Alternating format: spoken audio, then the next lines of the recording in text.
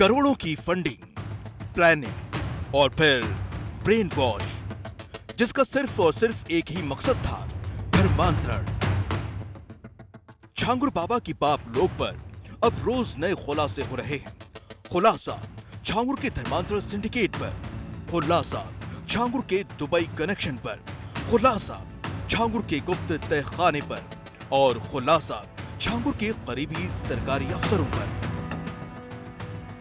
सबसे नया खुलासा छांगुर के तहखाने से जुड़ा है। अब तक के पूछताछ में राज सामने आए, उससे ये सवाल खड़े हो रहे हैं कि कोठी में छांगुर बाबा ने क्यों बनाए थे तहखाने।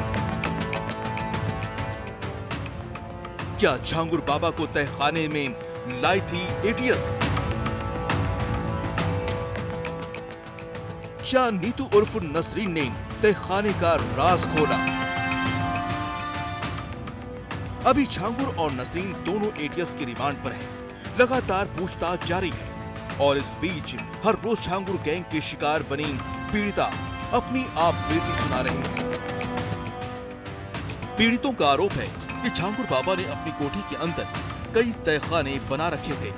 वही तहखाने जहां पर लड़कियों को कैद करके रखा जाता था। तहखानों में ही धर्मांतरण का खौफनाक खेल खेला जाता था।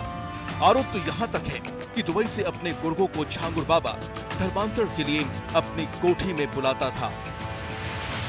छांगुर बाबा का राइट हैंड है ये एक तो अपने फेस का इस्तेमाल अच्छा कर लेते हैं और ये जो बाकी जो एजेंट बनाए हैं उसको ट्रेनिंग भी देता है। ये बदर अख्तर सिद्दीकी ने ट्रेनिंग देता है सऊदी के अंदर, इनको ट्रेन कर रहा है। ये तो कहते हैं ना इस्लामिक देश वो बनाना चाहते हैं। और जो हमारी लड़कियां हैं जैसे सिख होगी, ब्राह्मण होगी, छतरी होगी, 15 से 16 लाख रुपए मिल रहे हैं, कोई थोड़ा पैसा थोड़ी है ये। छांगुर बाबा की धर्मांतरण रैकेट के तार दुनिया के कई इस्लामिक मुल्कों से जुड़े हुए हैं। इन्हीं आरोपों की सच्चाई जानने के लिए छांगुर बाबा से एटीएस पूछताछ कर रही है।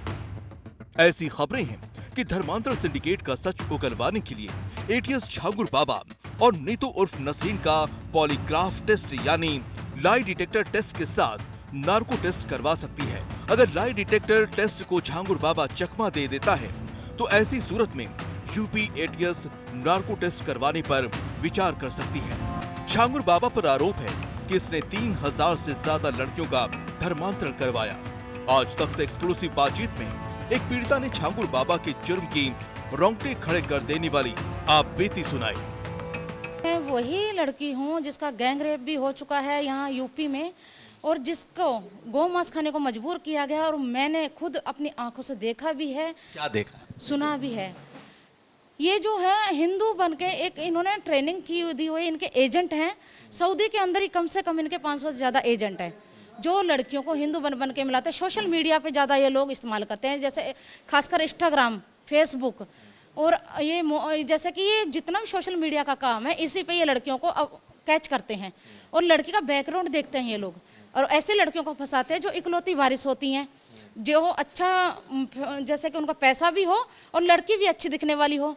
जैसे कम एज से शुरू करते हैं लोग, 18 से 19 साल की एज से शुरू करते हैं, 25 से 26 के अंदर अंदर की लड़कियों को इनको अच्छे रेट मिल जाते हैं। पीड़िता की आरोप बेहद संगीन है।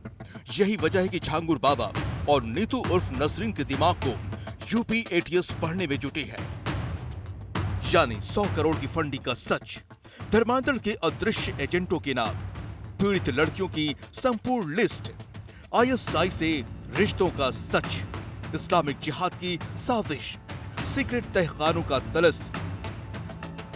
एटीएस को इस बात के भी सबूत मिले हैं कि धर्म परिवर्तन के लिए छांगुर बाबा के पास कई इस्लामिक देशों से फंड आया।